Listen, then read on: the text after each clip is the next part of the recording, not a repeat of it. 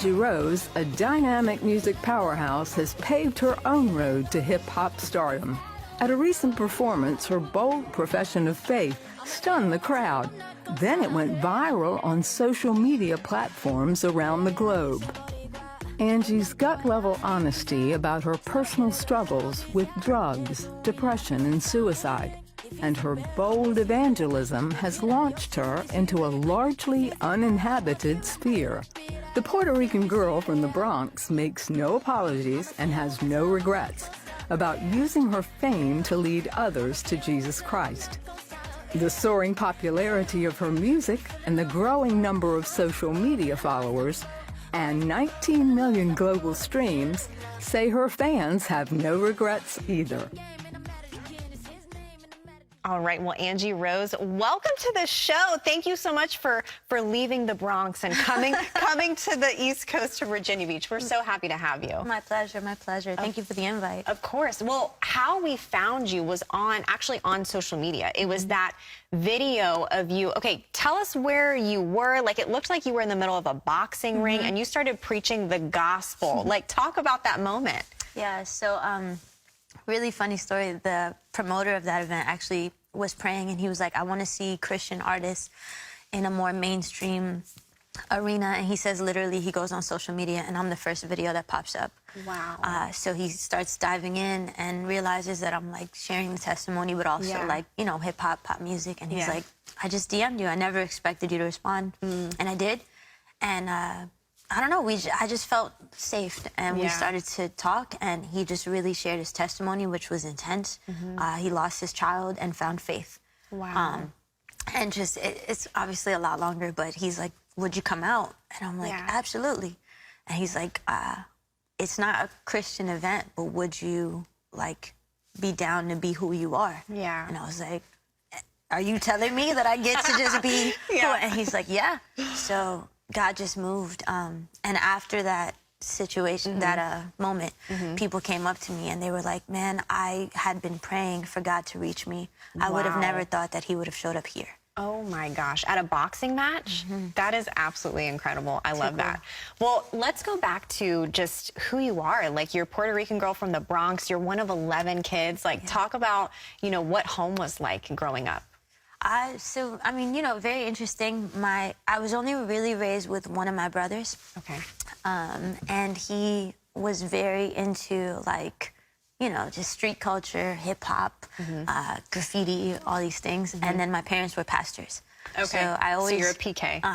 Okay, you're a PK. Yes, nice. So I literally always think about the setup of the apartment, and like I remember I could go to my parents' room and it'd be like prayer and Bible, and then I could go to my brother's room and it'd be like Tupac and Wu-Tang Clan. And I feel like God just used both of those because I looked up to both. Yeah. I wanted to be just like my brother, but I wanted to preach like my dad. Wow. And I just now I look back and I'm like, oh, very cool. Yeah. Like, God, you're very intricate. He uses it all. He really does. Well, at what point did you, like, come to faith yourself? You know, it's one thing that your parents have that faith, but we all have to make that decision for ourselves to follow Jesus. What was that like for you? Absolutely. So I always love telling this story because I remember being like 8 years old, and we sang the same songs. Like, it's a small church, right? A lot of like older people. And we sang the same songs: Joy of the Joy Like a River, and Victory Is Mine.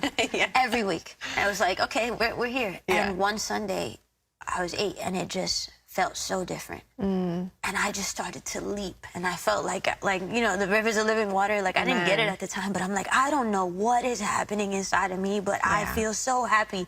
And I just am jumping in church, and I'm like, oh, God, you're it. And I wanted to be in the Word. And then, you know, life happened a lot. When I was 15, my niece and my nephew passed away. And my sisters were both pastors. And I felt like we had some sort of special past. Like, we're in ministry. That's not supposed to happen. And God I didn't know how to, you know, swallow that pill. Like, and it kind of led me down a dark path a little bit. I didn't get too crazy. But I remember that's where the faith started to struggle. And then when I was about 18, 19 is when it's really, I just was like, I'm out of here. And then, you know, God Well, yeah. So what happened during that time when you were 18, 19? I mean, what did you start doing? I mean, did you get into alcohol and drugs and all that? Okay. Man. It literally, like, it was like in 14 hours, I became a whole different person. Wow. Like, I went from being very relatively innocent, like just secular music was my thing, and I used to feel bad. Like, I was like, oh, but I love it. Like, and then literally, like, just everything shifted. I went from never having been like drunk, never even like being in relationships, to like literally 14 hours later, everything that I had never experienced, I experienced. And I just didn't know how to get up from that. And I just stood down. Like, I really, literally, for 3 years after that day, never got sober. Wow. Like, never was sober again. Well, what was like the breaking point for you? Because you were still doing like Christian rap during that time too. So no, I literally completely dove into the world. I actually started like selling drugs. I started just living a completely worldly life. I moved to Florida. I worked in a club as a bottle girl. Okay. But I would consistently have these experiences with God. I would like, I always rapped. I was the girl that could rap in 5th grade. Like, they'd bang beats and I'd rap my little Christian verses. And so I had these verses. I never stopped writing. Wow. And I used to just kind of write these verses, and it was always from the heart, like, and it was be straight to God, like, just because that's the only person I could talk to. All the movement I had done, I was like, well, the only person that's been constant, the only God thing, whatever. I don't like calling God a thing. But the only experience that's been constant, the only conversation that's been constant is Him.